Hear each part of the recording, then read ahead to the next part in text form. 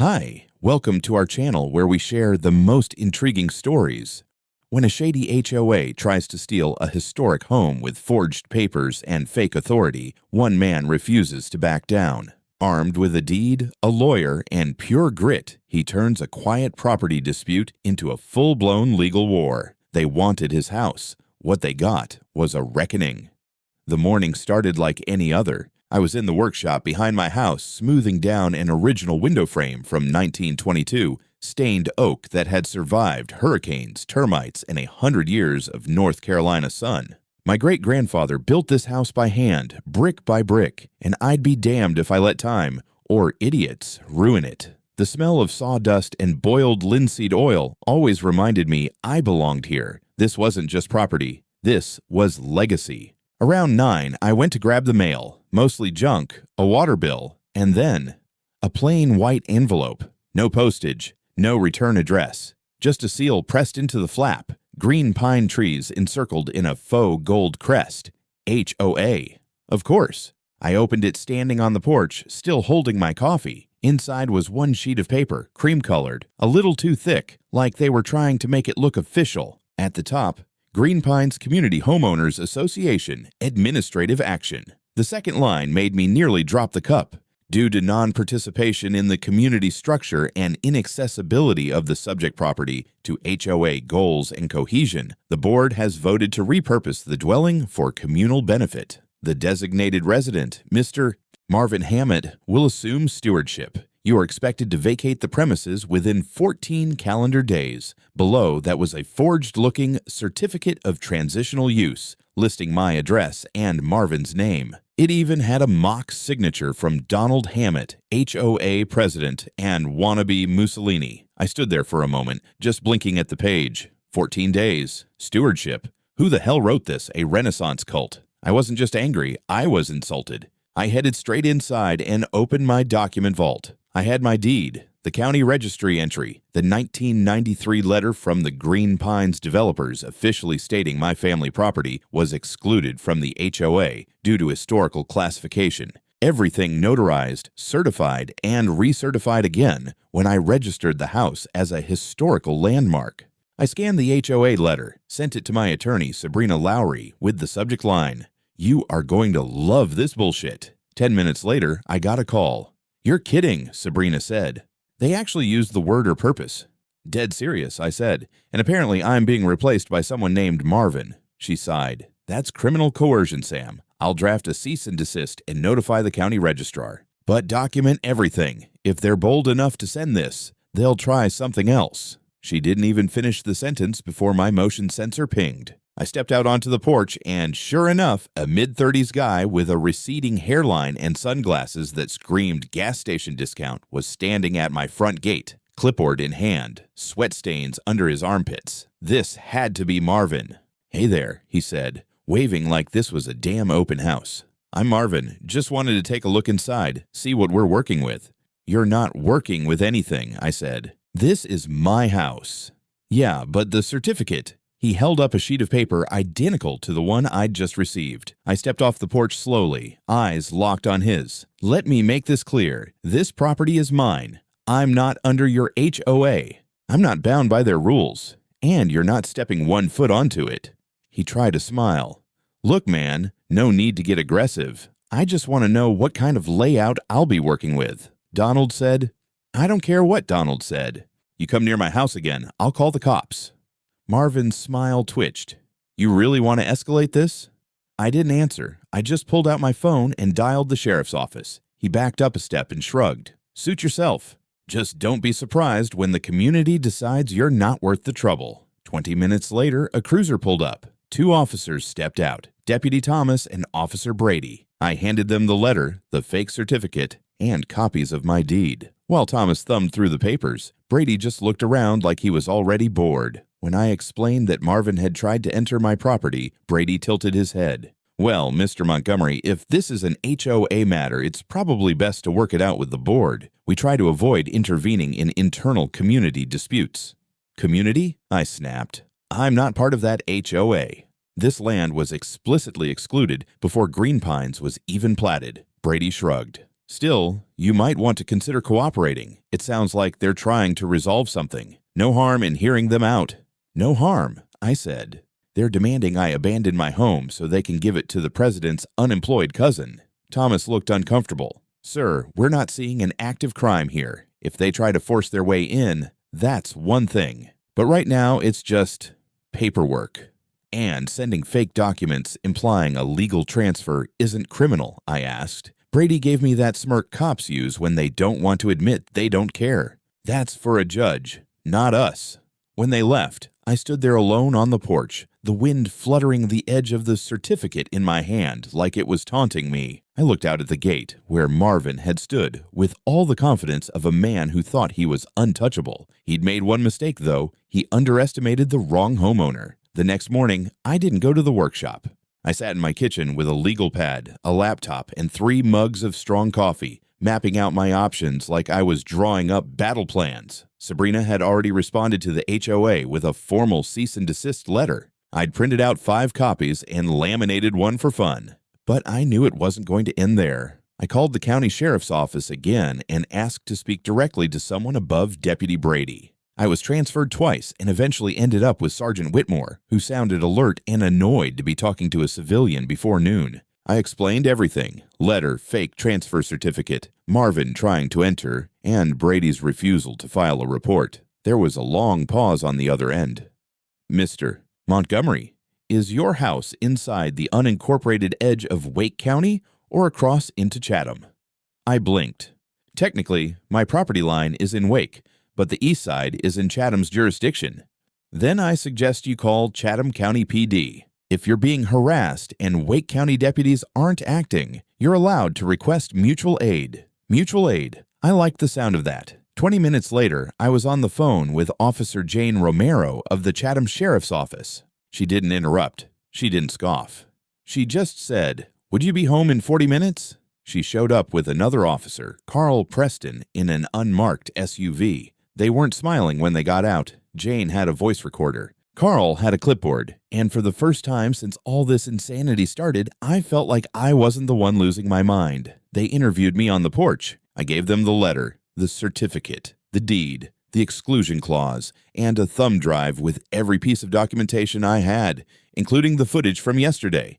Marvin standing at my gate, trying to walk in, and me telling him to leave, his smug little face in HD. While Carl took photos of the property lines, fences, the mailbox, and the absurd HOA sign Marvin had zip-tied to my gate overnight. Yes, they had left a damn HOA placard on my gate like they owned the place. Jane made a call.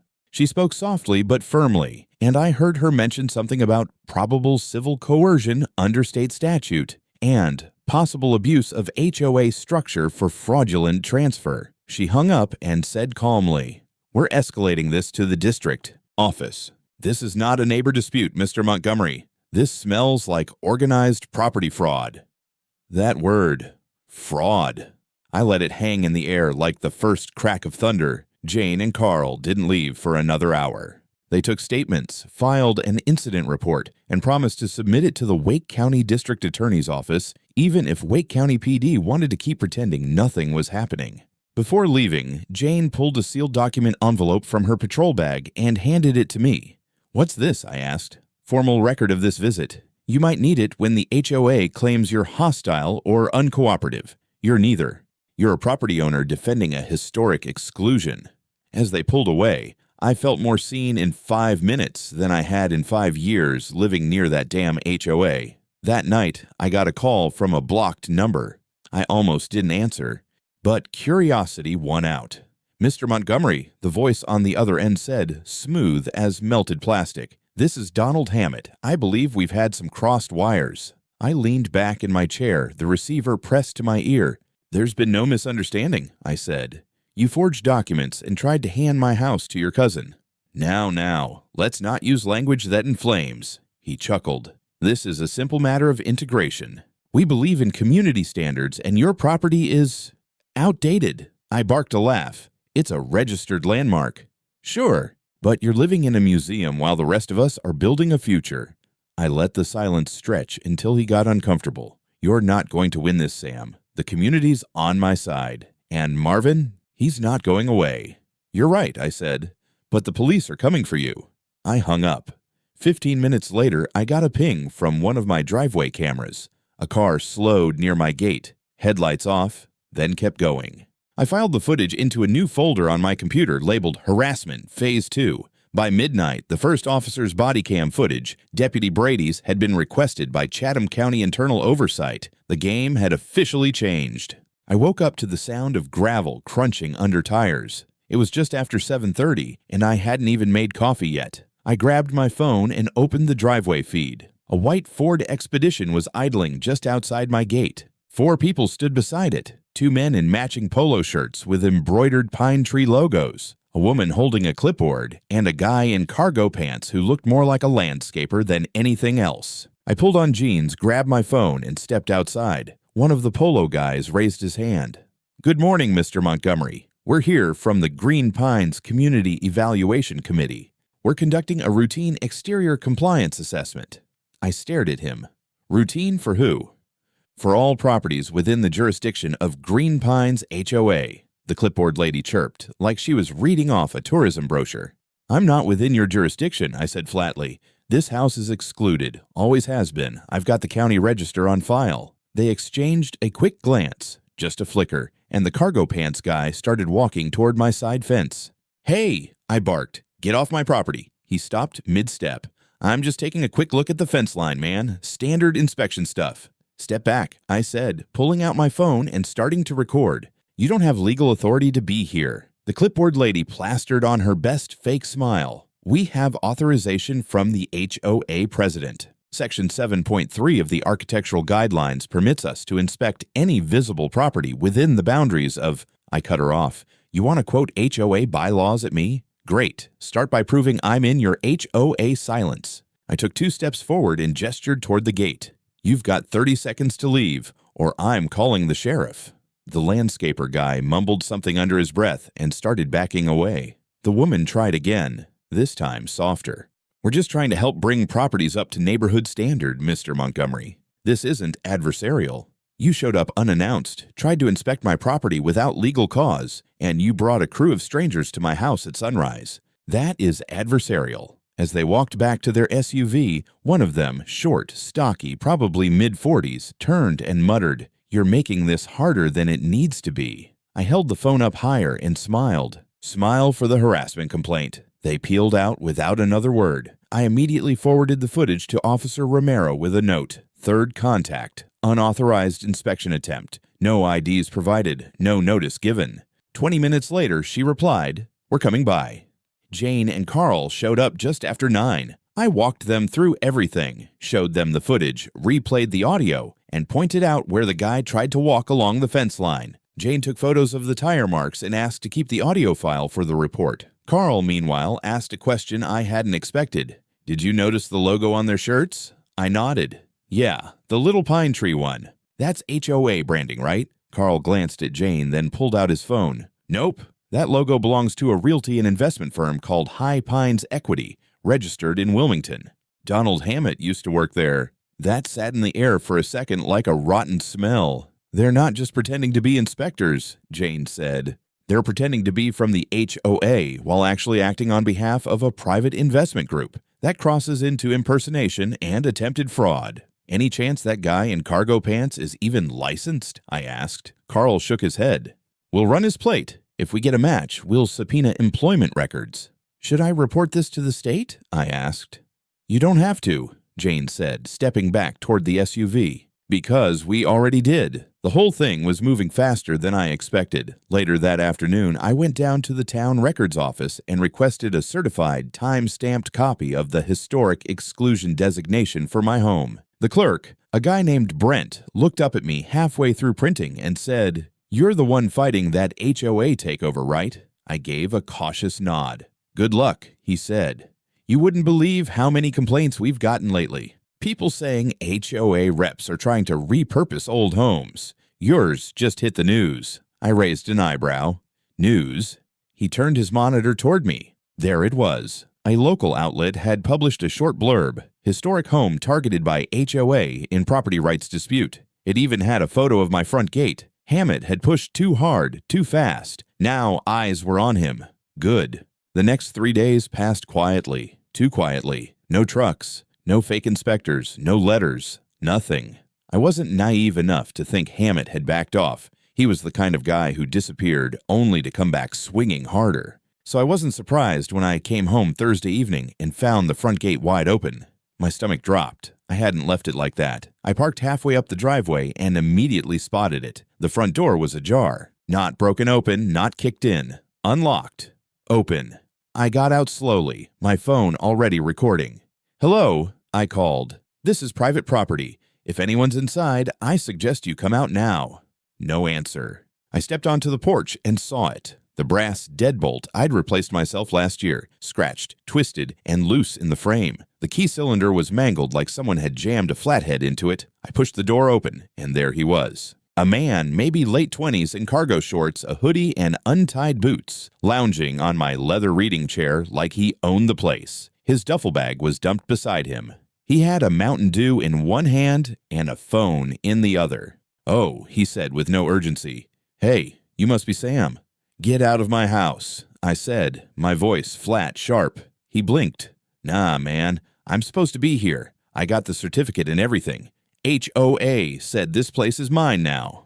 I didn't say a word. I just stepped back out, shut the door behind me, and called Officer Jane Romero. "Stay outside. Don't go back in," she said. I'm rerouting another patrol and I'm alerting the county sheriff. 15 minutes later, 2 squad cars rolled up, but not from our town station. I recognized the markings immediately. Edge Hill County Sheriff's Office. Romero had gone over the heads of our local cops. The lead officer, Deputy Forrester, was a tall, quiet type with mirrored sunglasses and a slow, deliberate way of walking that made you instinctively respect him. He shook my hand and listened carefully as I laid out everything: the forged certificate, the busted lock, the man inside, the previous harassment. Then, without waiting, he nodded to his partner, and they both approached the porch. "Sheriff's office," Forrester called out. "Come outside now with your hands visible." Cargo shorts opened the door halfway, like he was being inconvenienced. "What? Why?" "You're trespassing," Forrester said. "You have 10 seconds to come out, or we're coming in." "I have a certificate," the guy started.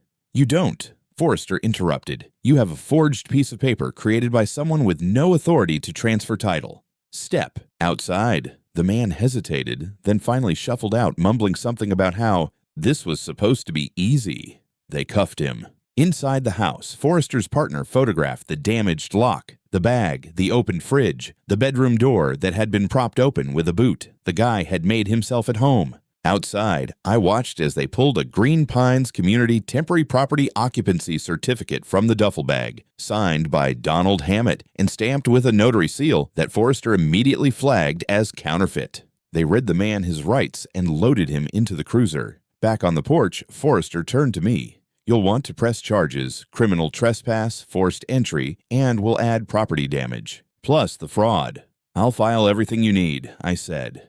"We're also opening an investigation into the HOA board president," he added. "From what you've told me and what I've seen, this isn't just harassment. It's organized attempted property seizure." That night, I reinforced every door in the house with steel plates and replaced the locks with smart deadbolts. I installed 2 new cameras and redirected the rest to cover the porch from every angle. I wasn't going to let these people steal the place my great-grandfather built. The next morning, I woke to an email from Edge Hill County, an official notice of investigation initiated into the Green Pines HOA. Finally, the gloves were coming off. The morning after the arrest, I was already sitting across from a civil litigation attorney named Teresa Halloran in a firm overlooking Main Street in Ashfield. Mid-40s, sharp suit, sharper eyes, and 0 patience for bull. "I've handled HOA abuse cases before," she said, flipping through the folders I brought. "But this is straight-up land fraud." "I want them shut down," I said flatly. "And I want that notary arrested," she replied without looking up. "Because this isn't just civil. That forged certificate, it's a felony." We spent 2 hours laying out the timeline, the forged documents, the trespass, the prior police inaction, and, most importantly, the exemption clause in my deed that explicitly stated my property was not subject to Green Pines community jurisdiction. Teresa tapped the clause and nodded. "They had no authority to do anything. Your deed overrides everything." What they attempted was not just illegal, it was idiotic.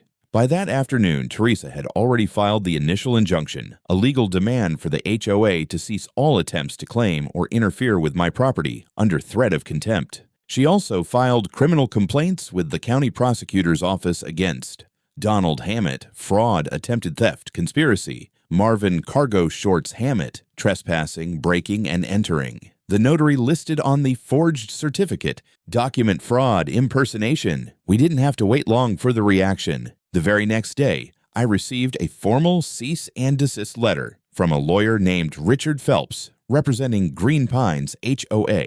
It was 5 pages of bluster and nonsense, claiming I had maliciously and publicly defamed the HOA, had interfered with a lawful community realignment, and that I was financially liable for lost time, administrative fees, and reputational damage. I called Teresa. "Send it to me," she said. "I'll frame it and hang it in my office." It's that stupid. Meanwhile, Edge Hill County Sheriff's Office had already begun calling in other homeowners in the Green Pines HOA to ask about questionable letters, pressure tactics, and attempted property audits. Turns out, I wasn't the only one. They'd gone after, but I was the first who refused to roll over. Later that week, I was invited to attend a closed meeting at the Edge Hill Courthouse. 2 investigators from the State Department of Consumer Affairs were present. They'd been tipped off by the county DA, and now the HOA's entire operation was under scrutiny. They asked detailed questions. Who delivered the letters? Who sat on the board? What kind of financial activity was reported? And whether anyone else in the neighborhood had lost land. I told them what I knew, and then I told them something I'd only found out the night before. My neighbor Greg, 3 houses down, had quietly moved out 2 weeks earlier. His property? Now listed on Zillow by a company called Green Pines Acquisition LLC. Guess who incorporated that LLC? Donald freaking Hammett. By the end of that week, things started unraveling fast, just not for me. The notary listed on Marvin's certificate of temporary ownership, she didn't exist. Literally, the name was real enough, but Teresa confirmed with the Secretary of State's registry that no such notary was ever licensed in North Carolina. We sent that little detail directly to the county DA, and within 48 hours they issued a warrant for Donald Hammett for document fraud, attempted theft, and conspiracy to defraud a public office. The morning the news broke, I was sipping coffee on my porch when I heard a convoy of sheriff's SUVs rolling down the street. They didn't stop at my place. They kept going, to Donald's. Less than 10 minutes later, he was in cuffs, being walked out of his HOA-funded colonial estate in full view of his carefully mowed lawn. Marvin.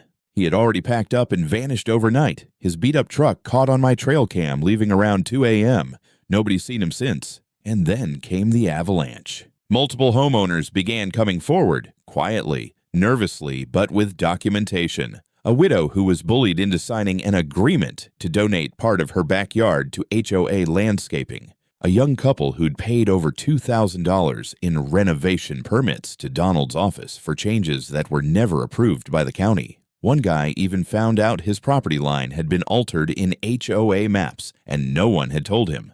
The DA opened a grand jury inquiry. The local paper ran a front-page story, HOA president arrested in property fraud scheme. Guess whose picture they used? Donald in cuffs, still in slippers. Meanwhile, Teresa and I prepared a civil RICO lawsuit, Racketeer-Influenced and Corrupt Organizations Act. The HOA, as operated under Donald, had moved beyond shady HOA politics into organized criminal conduct, and the court agreed. Judge Malone approved a temporary injunction freezing HOA bank accounts and suspending the board's authority, pending the investigation. I got a visit that same evening from 2 board members, Janice and Clay, both pale as drywall. Janice clutched a folder of internal emails. Clay refused to speak until we were inside with Teresa on speakerphone. There was never a vote, he said quietly. Donald, he made all the calls. We didn't even know about the letter to you until you showed up at that meeting. Janice added, we want to cooperate. We just want this to stop.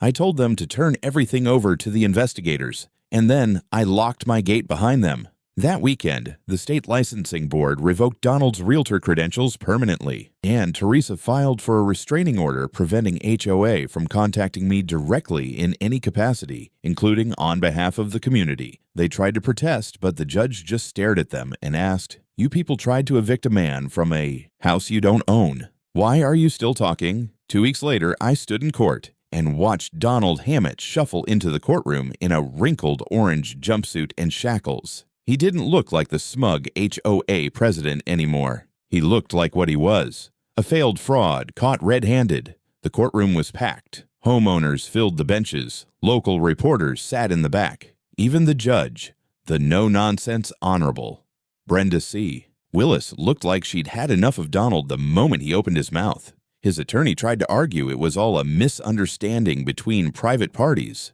that the HOA had a good faith belief in their authority, that Donald had acted with noble intentions to stabilize the community. I nearly laughed. So did the DA. They walked through every forged signature, every certificate with fake notarization, every manipulated parcel map.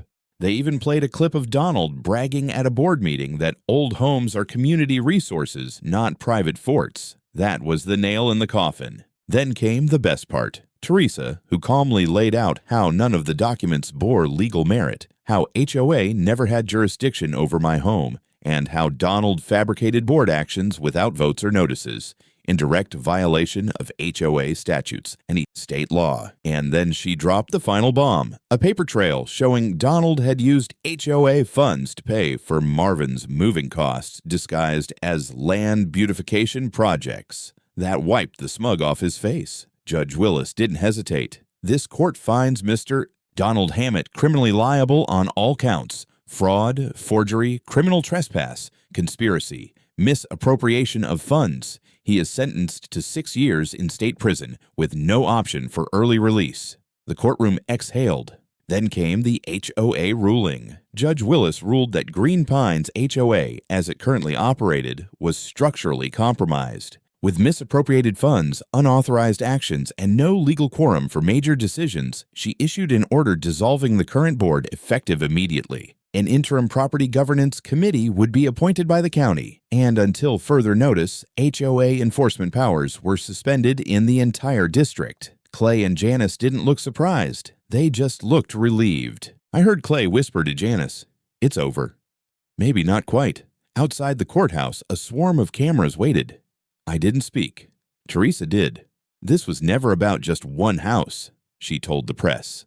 This was about a pattern of abuse, fraud, and unchecked power under the guise of neighborhood rules. And today, that pattern ended. 3 months later, my house looked exactly as it always had. Same cedar porch, same green shutters, same rocking chair under the overhang where my grandfather used to sit in the summer and listen to the birds. But now, there was one small addition. A black and gold aluminum sign drilled into the front gate. Private property. Trespassers will be prosecuted. Badges included. The message was clear, especially for anyone with a badge who thought that made them immune. After the court rulings, the fallout was quick. Donald Hammett had already been transferred to a medium security facility outside Asheville. The moment he was sentenced, Marvin gave a tearful interview claiming he never understood the full situation and had just wanted a fresh start. The county didn't press charges against him. Frankly, the man didn't have 2 brain cells to rub together, but he left Green Pines in a rusted Ford truck and never came back.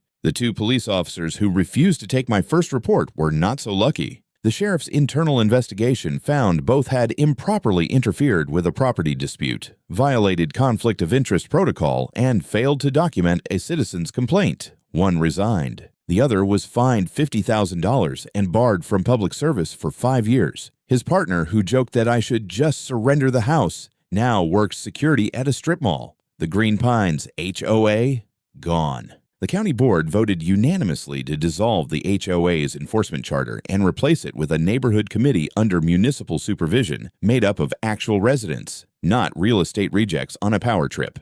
Clay and Janice became part of that committee. They even asked if I wanted to join. I said no. I'd done enough. The house was mine, legally, morally, historically. And thanks to a decent attorney, a stubborn sense of justice, and a refusal to back down, it still was. One morning, I opened the mailbox to find a letter from the County Preservation Board. They had reviewed my petition and awarded my property designation as a registered historical site, complete with tax benefits and permanent protection status. It came with a small bronze plaque I mounted near the steps. Later that week, a local paper interviewed me for a Sunday feature. The headline read, "The House That Stood, One Man's Fight Against HOA Tyranny." They asked me what advice I'd give to anyone facing something similar. I didn't hesitate. Sometimes, I said, the best way to protect an old house is to remind people it doesn't need protecting. It needs defending. Then I went back inside, poured myself a bourbon, and watched the sunset from the same porch my great-grandfather built by hand in 1922.